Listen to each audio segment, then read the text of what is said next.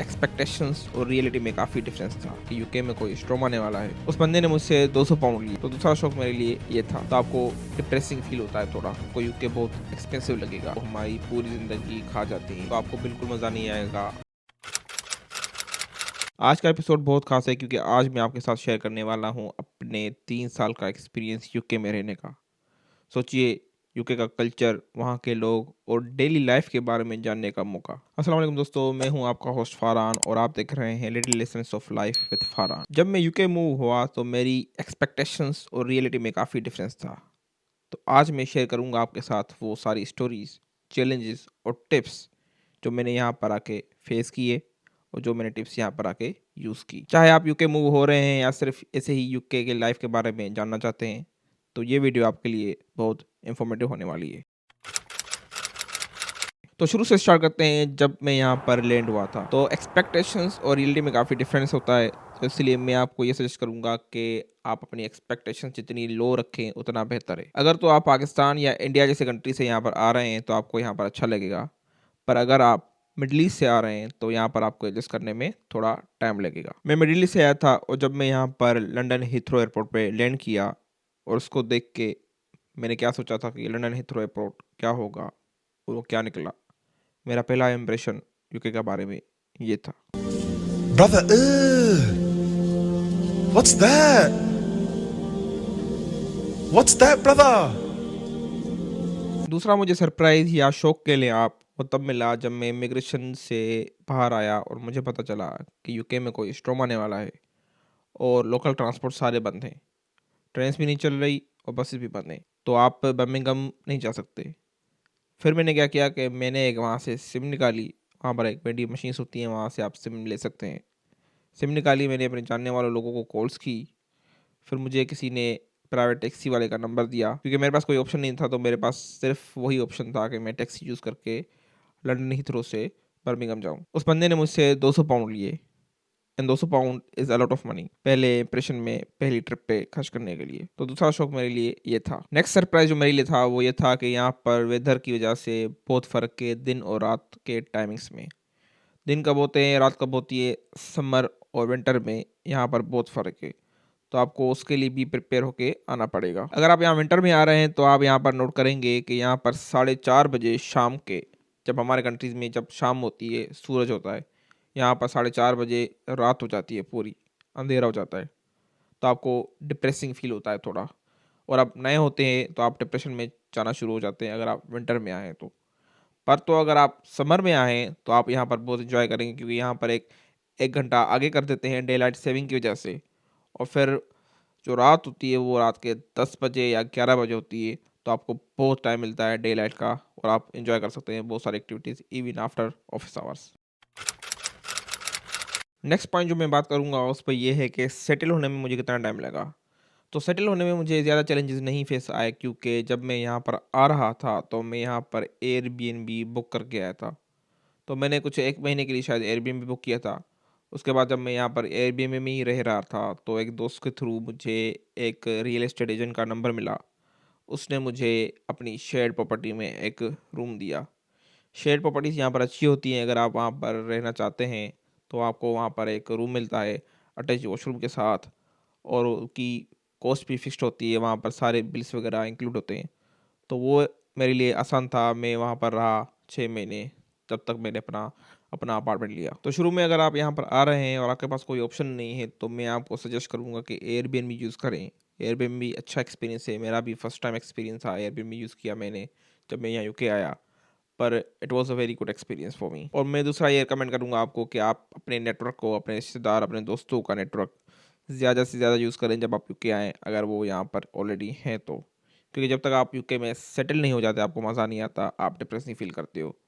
जब आप सेटल हो जाएंगे फिर आप इंजॉय करेंगे। जब यहाँ यूके आएंगे आप, तो आपको सबसे जो पहले ज़रूरत पड़ेगी वो पड़ेगी बैंक अकाउंट की, क्योंकि यहाँ पर मोस्टली लोग एटीएम से या कार्ड पेमेंट्स एक्सेप्ट करते हैं। तो आपको कैश की ज़रूरत नहीं पड़ेगी, आप जितना जल्दी हो सके बैंक अकाउंट खुलवाएं। जब तक आप बैंक अकाउंट नहीं खुलवाएंगे आपको यहाँ पर बहुत मुश्किल होगी डीलिंग करने में, ट्रांजैक्शंस करने में। तो मैं आपको रिकमेंड करूँगा कि सबसे पहले यहाँ पर आकर बैंक अकाउंट पे फोकस करें और बैंक अकाउंट पहले मुझे पता नहीं था कि कैसे खुलता है, फिर मुझे पता चला कि एक रिवोलूट और मोन्ज़ो अकाउंट्स होते हैं, वो आराम से खुल जाते हैं। तो जैसे ही आप यहाँ पर लैंड करें, सबसे पहले रिवोलूट की वेबसाइट पे जाएँ या मोन्ज़ो की वेबसाइट पे जाएँ और वहाँ पर बैंक अकाउंट के लिए अप्लाई करें। बैंक अकाउंट खुलवाना चैलेंज इसलिए है क्योंकि वो खुलवाने के लिए आपको एड्रेस चाहिए होता है, आपके घर का एड्रेस।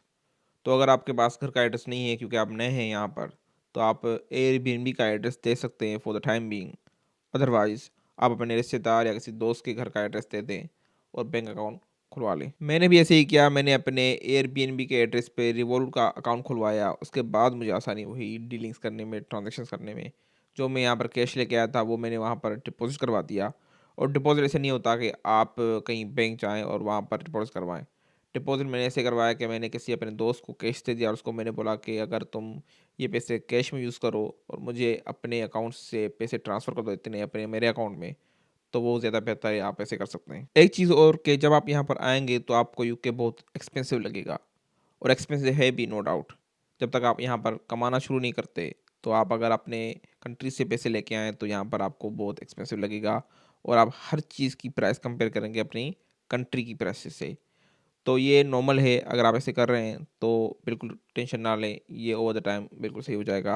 आप यहाँ पर जब कमाना शुरू करेंगे, तो यहाँ की प्राइसेस से भी आप फ़ेमिलियर हो जाएँगे, तो आप इसकी बिल्कुल फ़िक्र मत करें। नेक्स्ट पॉइंट जो मैं डिस्कस करने लगा हूँ, वो ये है कि cultural differences. Cultural differences obviously यहाँ पर हैं, यहाँ के इवेंट्स डिफरेंट हैं, यहाँ पर ईस्टर है, यहाँ पर क्रिसमस है। छुट्टियाँ आपको इन इवेंट्स पे मिलेंगी रादर देन कि आपके जो घर में इवेंट्स होते हैं, आपके कंट्रीज़ में जो इवेंट्स होते हैं, उनके हिसाब से आपको यहाँ पर छुट्टियाँ नहीं मिलती। तो आपको ये तो एडजस्ट करना पड़ेगा। कल्चरल डिफरेंसेस आपको और भी ज़्यादा फ़ील होगा जब आप यहाँ पर आएँगे और आप ऐसी सिटी में आ रहे हैं जहाँ पर हमारे जैसे लोगों की पॉपुलेशन कम है। वहाँ पर सारे गोरे होंगे तो आपको लगेगा कि यार यहाँ पर मैं कहाँ पर आ गया हूँ। वहाँ पर आपको अपने कंट्रीज़ का खाना नहीं मिलेगा बाहर। अगर आप हलाल ढूँढ रहे हैं तो आपको हलाल खाना नहीं मिलेगा वहाँ पर बाहर। तो आपको वहाँ पर बहुत प्रॉब्लम होगी। तो मैं ये रिकमेंड करूँगा कि अगर आप यूके में आ रहे हैं और आपके पास चॉइस है सिटी चूज़ करने की, तो आप ऐसा सिटी चूज़ करें जहाँ पर आप जैसे लोगों की पॉपुलेशन हो। सेकेंडली, अगर आप यहाँ पर बाहर से खाना खा रहे हैं तो आपको थोड़ा टेस्ट में डिफरेंस मिलेगा। क्योंकि जो हम कंट्री में अपने खाना खाते हैं वो काफ़ी डिफरेंट होता है एज़ कम्पेयर टू वही खाना अगर यहाँ पर कोई बेच रहा है, तो उसके टेस्ट में डिफरेंट होगा, तो वो आपको एडजस्ट करना पड़ेगा। पर रिकमेंडेड ये है कि आप घर से खाना खाएँ क्योंकि यहाँ पर खाना बहुत एक्सपेंसिव है बाहर। तो बाहर कभी-कभी खाना खाएँ और किसी अच्छे रेस्टोरेंट में खाएँ, जहाँ पर आप एन्जॉय करें। नेक्स्ट जो ये टॉपिक है ये बहुत इंपॉर्टेंट है क्योंकि मोस्टली यहाँ पर लोग आते हैं वो इसीलिए आते हैं कि यहाँ पर वर्क लाइफ बैलेंस चाहिए उनको। उनको टाइम चाहिए अपनी ज़िंदगी गुजारने के लिए, अपनी प्राइवेट लाइफ को टाइम देने के लिए, अपने रिश्तेदारों, अपने दोस्तों को टाइम देने के लिए। क्योंकि हमारे यहाँ कंट्रीज़ में जो हमारी जॉब्स होती हैं वो हमारी पूरी ज़िंदगी खा जाती हैं और कुछ नहीं मिलता हमें। तो आज मैं आपको बता दूँ कि जो मेरा एक्सपीरियंस है यहाँ वर्क लाइफ बैलेंस का वो क्या है। इन शॉर्ट, यहाँ पर work life balance is far better than our countries. अगर आप यूके में ऑडिट फर्म में काम करते हैं और अगर आप सीए हैं या आईसीसी हैं, तो यहाँ पर आप ज़रूर इंजॉय करेंगे। यहाँ पर वर्क लाइफ बैलेंस बेटर है अपने कंट्रीज से, मिडल ईस्ट से, इंडिया से, पाकिस्तान से, इवन जो भी कंट्रीज़ है एशिया में, उनसे काफ़ी बेहतर है यहाँ पर वर्क लाइफ बैलेंस। यहाँ पे आप 5:30 बजे आराम से बैग उठाकर किसी को बताए बगैर घर जा सकते हैं। भले आपका बॉस क्यों ना बैठा हो, आपकी टीम क्यों ना बैठी हो, आपको उनको कुछ कहने की ज़रूरत नहीं है, आप घर चले जाएँ, आपको कोई कुछ नहीं बोलेगा। दूसरा, यहाँ पर जो वीकेंड है वो रियल वीकेंड ही है, वो आपके लिए, आपके फैमिली के लिए, आपके दोस्तों के लिए, आपके पर्सनल टाइम के लिए, आपके घर के कामों के लिए वो वीकेंड। तो यहाँ पर आपको कोई वीकेंड पे काम के लिए कॉल नहीं करेगा, कभी भी कोई मैसेज भी नहीं करेगा और आपसे कोई एक्सपेक्ट भी नहीं करेगा कि आप उसको मैसेज करो किसी और को। अगर आपने किसी को कमेंट भी किया हुआ है कि आप वीकेंड पे काम करेंगे, तो फिर भी आपका बॉस या आपका मैनेजर आपको वीकेंड पे मैसेज करके नहीं पूछेगा कि यार काम कर रहे हो कि नहीं कर रहे हो। आपको मंडे को पूछा जाएगा। आपका वीकेंड सिर्फ आपका है। आप अगर काम कर भी रहे, फिर भी आपको कोई मैसेज नहीं करेगा। हाँ, कभी-कभी जब डेडलाइन होती है कोई, तो आपको लेट बैठना पड़ता है। आपको 8 तक, 9 तक, 10 तक, इवन 12 तक भी बैठना पड़ता है। पर फिर भी आपको कोई प्रेशर नहीं डालता कि आप बैठो। आपसे रिक्वेस्ट की जाती है कि क्या आप बैठ सकते हो? और अगर आप बैठेंगे, तो उसको बहुत एप्रिशिएट किया जाता है। और वीकेंड पे भी 1 दिन सिर्फ मैक्सिमम काम होता है, 1 दिन फिर भी आपको ऑफ मिलता है ज़रूर। एक चीज़ जो मुझे यहाँ पर चैलेंजिंग लगती है वो ये है कि प्रमोशन लेना। यहाँ पर प्रमोशन सिर्फ इस पे नहीं लिया जाता कि आपके टर्म्स कैसे हैं अपने बॉस के साथ या आप काम कितना कर रहे हो। यहाँ पर आपकी सॉफ्ट स्किल्स सीखी जाती हैं, आपकी डीलिंग्स लोगों से, आपकी डीलिंग्स क्लाइंट से कैसी है, वो सब देखा जाता है, फिर आपको यहाँ पर प्रमोशन मिलता है। तो यहाँ पर प्रमोशन के लिए थोड़ा कंपटीशन टफ है एज़ कम्पेयर टू आप गोरों से कम्पीट करते हो यहाँ पर फिर भी इसका मतलब ये नहीं है कि आपको प्रमोशन कभी मिलेगा ही नहीं। आपको अपॉर्चुनिटीज़ मिलेंगी अपनी सॉफ्ट स्किल्स इम्प्रूव करने की और काम दिखाने की। जब आप सारी चीज़ें दिखाएँगे, आप प्रेज़ेंट करेंगे खुद को उस तरीके से, आप कम्पीट करेंगे लोगों से, तो आपको प्रमोशन भी लाज़मी मिलेगा। सैलरीज़ भी यहाँ पर मुनासिब हैं काफ़ी, मिडल ईस्ट से थोड़ी कम हैं, लेकिन हमारे कंट्रीज़ से तो काफ़ी बेहतर ही हैं। थोड़ी महँगाई है यहाँ पर, तो सेविंग इतनी नहीं होती, पर अगर आप बाहर कम खाना खा रहे हैं और अगर आप शॉपिंग भी लिमिटेड कर रहे हैं, तो ज़रूर आप कुछ ना कुछ बचा ही लेते हैं महीने के एंड में। नेक्स्ट जो चीज़ हम बात करेंगे, वो है यहाँ का हेल्थ केयर सिस्टम। ये एक वाहिद चीज़ है जो यहाँ पर मुझे अट्रैक्ट बिल्कुल नहीं करती। यहाँ पर प्रोसीजर बहुत लंबा है डॉक्टर के पास जाने का और बहुत चैलेंजिंग है। करना ये होता है कि जब आप बीमार होते हैं तो आपको सुबह 8:30 बजे उठकर कॉल करनी होती है हॉस्पिटल। और कौन सी हॉस्पिटल वो होती है? वो होती है आपका रजिस्टर्ड जीपी। जब आप यहाँ पर आते हो तो आप अपने मोहल्ले के जीपी के पास रजिस्टर करवाते हो।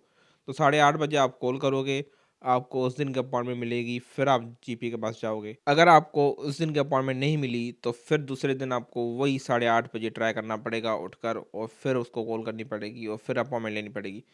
ऐसा नहीं होता कि आप आज अगर आपके पास अपॉइंटमेंट नहीं है, आप कॉल पर उसको बोलो कि कल की अपॉइंटमेंट दे दें, ऐसे नहीं हो सकता।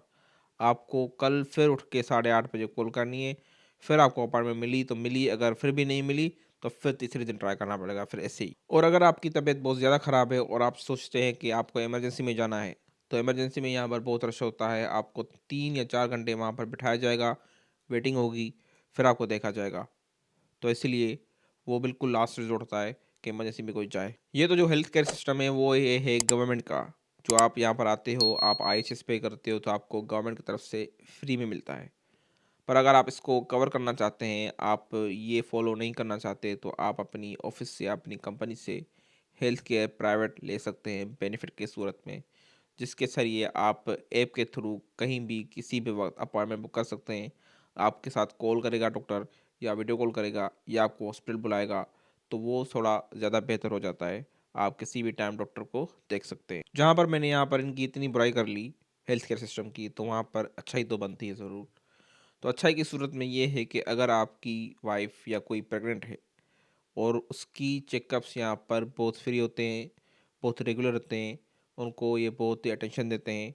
बार बार आपको बुलाया जाएगा, आपका रेगुलर चेकअप होगा, आपके एक्सरेज होंगे, आपके अल्ट्रासाउंड्स होंगे, आपको हर तरीके से देखा जाएगा, मतलब बहुत आपकी केयर होगी। और वो सब कुछ फ्री में, आपकी मेडिसिन फ्री हो जाएंगी, हर चीज़ आपकी फ्री हो जाएगी, इवन आपका डेंटल केयर भी फ्री हो जाएगा उस दौरान जब तक आप प्रेग्नेंट हैं। नेक्स्ट हम बात करेंगे इनके ट्रेवलिंग और एक्सप्लोरेशन और ट्रांसपोर्टेशन सिस्टम पे। यहाँ का ट्रांसपोर्टेशन सिस्टम बहुत अच्छा है, बसेस टाइम पे होती हैं, ट्रेन्स टाइम पे होती हैं। मैंने कभी पर्सनली कोई ऐसे चैलेंज फेस नहीं किया ट्रांसपोर्टेशन को लेकर। अगर आप यूरोप घूमना चाहते हैं तो यहाँ पर आप शेंजन वीज़ा लगवा कर यूरोप घूम सकते हैं। एयर टिकट्स बहुत सस्ती होती हैं। इवन यूके में भी बहुत जगह हैं घूमने के लिए, पीक डिस्ट्रिक्ट हो गया, लेक डिस्ट्रिक्ट हो गया, या स्कॉटलैंड चले जाएँ, आप बहुत इंजॉय करेंगे ट्रैवल करने में यहाँ पर घूमने से पहले मैं ये रिकमेंड करूँगा कि आप लाइसेंस ज़रूर ले लें, क्योंकि लाइसेंस के बाद आप गाड़ी रेंट अ कार भी कर सकते हैं। तो अगर आप यूरोप घूमने जा रहे हैं तो वहाँ पर आप एयरपोर्ट से ही रेंट अ कार कर लें और वहाँ पर आप गाड़ी में घूमें, तो आपको ज़्यादा मज़ा आएगा। इवन यूके में भी आपके अगर रिश्तेदार कोई आ रहा है तो अगर आप रेंट अ कार करते हैं, उनके साथ घूमने में आपको ज़्यादा मज़ा आएगा। मैंने भी यहाँ पर जब से गाड़ी ली है, लाइसेंस लिया है, उसके बाद मेरा एक्सपीरियंस काफ़ी चेंज हो गया है घूमने का। तो overall I would say come to the UK if you get a chance. मेरा काफ़ी एक्सपीरियंस अच्छा रहा है 3 साल। पहले 6 महीने थोड़ा माइंडसेट डिफरेंट था, पर काफ़ी अब चेंज हो गया है माइंडसेट। काफ़ी इंजॉय करता हूँ मैं यहाँ रहना। तो अगर आपको चांस मिलता है कभी यूके आने का तो आप ज़रूर आएँ। अच्छा कंट्री है, खूबसूरत है, ग्रीन है, ठंडा है। अगर आपको गर्मी नहीं पसंद तो आपको यहाँ पर बहुत मज़ा आएगा। पर्सनली यहाँ पर मैंने आके खुद को बहुत सेल्फ डेवलप किया है। मैंने न्यू चीज़ें बहुत ट्राई की हैं और भी न्यू चीज़ें ट्राई करना चाहता हूँ, क्योंकि यहाँ पर टाइम है, फैसिलिटीज़ हैं, पैसा है, एज़ कम्पेयर टू हमारे कंट्रीज़ में जहाँ पर टाइम भी नहीं है, पैसा भी नहीं है और फैसिलिटीज़ भी कोई ख़ास नहीं है। तो अगर आप यहाँ पर नए हैं तो आपको बिल्कुल मज़ा नहीं आएगा, आई अंडरस्टैंड। पर खुद को टाइम दें, अपने नेटवर्क का यूज़ करें, अपने दोस्तों से मिलें, अपने रिश्तेदारों से मिलें, बाहर जाएँ, एक्सप्लोर करें, फिर आपको मज़ा आएगा। जब आप यहाँ सेटल हो जाएँगे, आपको फिर एन्जॉय करेंगे। पहले 6 महीने आप एक्सपेक्ट ना करें कि आपको मज़ा आएगा। 6 महीने अपने आप को टाइम दें आराम से। पहले 6 महीने जब आप यहाँ पर आएँगे, तो आपको लगेगा मैं यहाँ पर कहाँ आ गया हूँ? बोर होंगे, डिप्रेशन होगा क्योंकि यहाँ की वेदर और यहाँ का डे लाइट टाइम बहुत डिफरेंट है। तो आप एंजॉय करें, थोड़ा अपने आप को टाइम दें, रिलैक्स करें, अपने नेटवर्क के साथ बैठें, अपने दोस्तों के साथ एंजॉय करें, फिर आपको यहाँ पर मज़ा आएगा। तो अगर आपको ये वीडियो अच्छी लगी है तो लाइक करें, सब्सक्राइब करें और कमेंट्स में बताएं अगर आपका कोई सवाल है यूके का बारे में या किसी और टॉपिक पे आप मुझे चाहते हैं कि वीडियो बनाऊं तो ज़रूर बताएं। और अगर कोई आपका दोस्त या रिश्तेदार यूके आना चाहता है तो उसके साथ ये वीडियो ज़रूर शेयर करें। आज के लिए इतना ही, अगले हफ्ते इंशाल्लाह किसी नए टॉपिक पे बात होगी। जब तक के लिए अपना बहुत सारा ख्याल रखें। मुझे दे इजाज़त। अल्लाह हाफ़िज़।